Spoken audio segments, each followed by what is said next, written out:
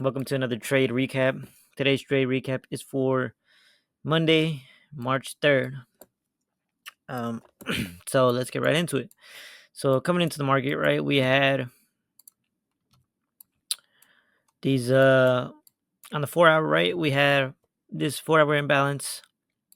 And that was pretty much it, right? The only thing else we had was just these 4 hour lows, and then the rest we scale down further.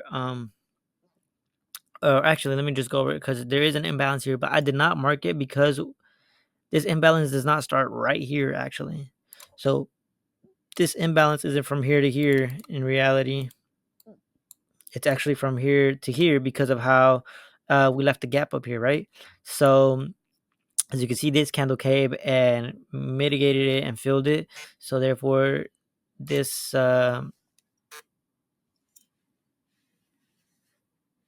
this this rally gap has now been filled. And yeah, so now scaling down further into the 1 hour, right? We had pretty much this is a 1 hour high, right? And then we had these I believe these are London lows, Asia lows. These are Asian lows, and then this just other hourly low. That was pretty much it. That was all going into today's price action, right? With that being said, we just go down to the 5 minute. And what am I looking at, right? I'm looking at price, watching price. I can see we had formed a 5 minute SMT right here. And I see that we come and sweep the high. At this point, I'm like, all right, I'm just waiting for something. Like I'm waiting for a red candle to come down if we want to go down, or to go down further, or we could. Uh, at the time, there was a 15-minute fair value gap, right, or an hourly fair value gap. Sorry, right here, which also got filled at the same time as the sweep of liquidity. So it was kind of like either we go up or go down at this point. So from there, I see that we got swept. We had tapped into the hourly fair value gap. And then I scale down to the 1 minute to see how price is looking. Because again, we also had this imbalance, right? Again, price targets, the market targets, hunts liquidity and imbalances in the market, right? Um, so imbalances will always be favored over liquidity in general, most of the time. But as you can see, I might have missed like a higher time frame imbalance all the way down here. Yeah, so as you can see, we had this 15-minute imbalance over here, along with the lows. Yeah, see an hourly imbalance right here that I missed. Is anything else? Yeah. So that I just didn't mark out. So with that being said, right, I was scale down to the 1 minute. I'm looking at the price. I had seen this, right. This was at 9:30. This candle will close at 9:35, which is right here. I see beautiful rejections, right? Continue. I'm like, okay, if we're gonna continue higher, price will respect this fair value gap and push right all the way up here to this imbalance, and then maybe come back down and sweep these lows.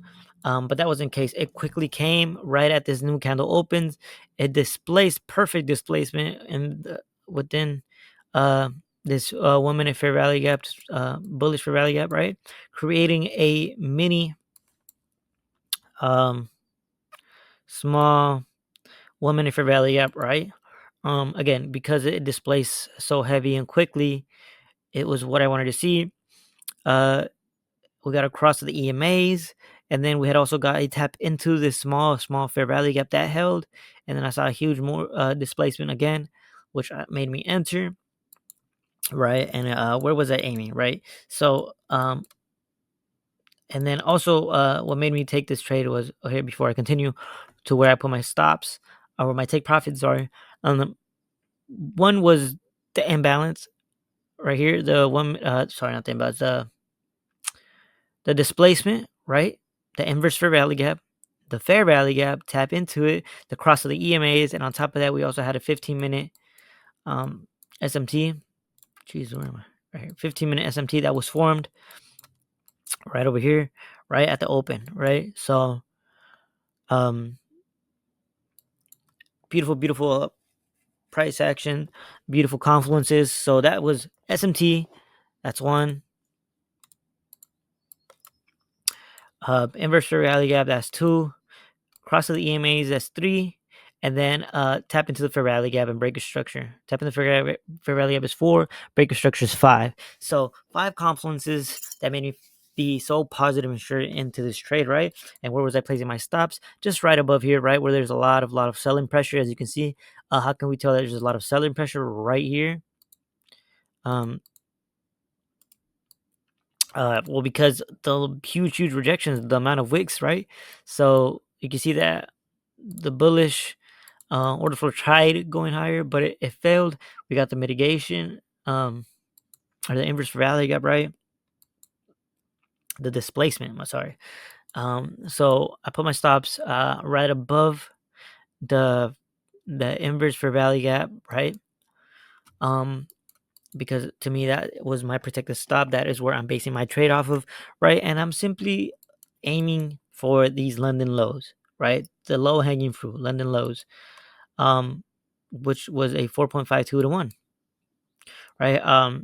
Where did I bring my trade to break even? As soon as we hit our 1-to-1. So my 1-to-1, that was my first take profit where I took half of my position off. I was like, okay, I'm good. Anything after this is just profit, right? We still made money for the day. So that point I brought my stops to break even.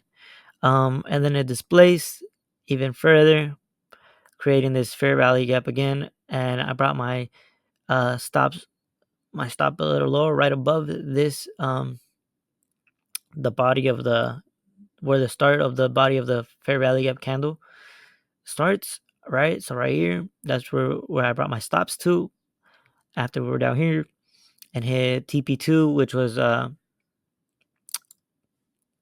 believe at my 2-to-1, and then at my 3-to-1 brought my stops right above this inverse fair value gap and fair value gap. You see, I was like, why was I bringing my stops down further?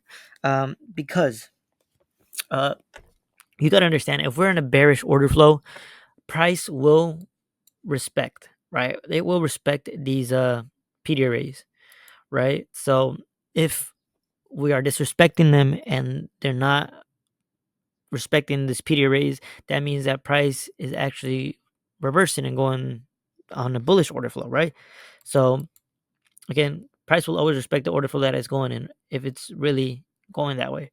So again, as you can see, this is a perfect example of that. So we tap into the fair value gap, right?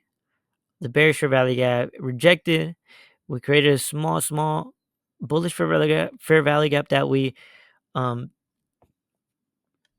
that we inversed and displaced completely. Um, and you can see right here, literally displaced. They created another fair value gap, tapped into it, and respected it again. So as soon as we created, as soon as we displaced this bullish fair value gap and created a fair value over here, I brought my stops even further down, right above them, resting right there, and then it hit my 3-to-1, and then full take profit right here at this London lows. And that covers my trade for the day. Really beautiful price action. Um, uh, I guess if you were looking for different price action, uh, what you could have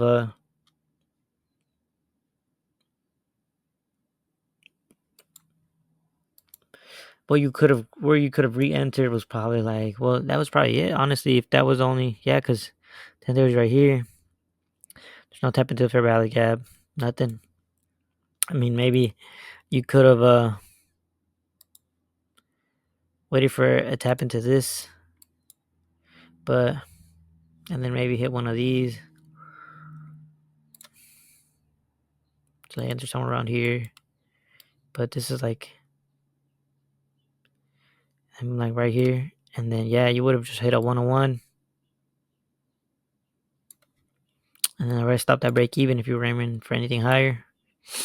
But yeah, I only trade till 10:30, so if I didn't catch that, I was not trading anything. But with that being said, guys, hope y'all caught this move today, and I hope y'all are killing it in the trading game. With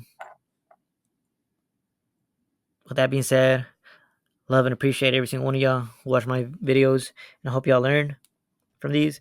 Any questions you might have, don't hesitate to comment. And yeah, catch you on the next trade recap. Peace.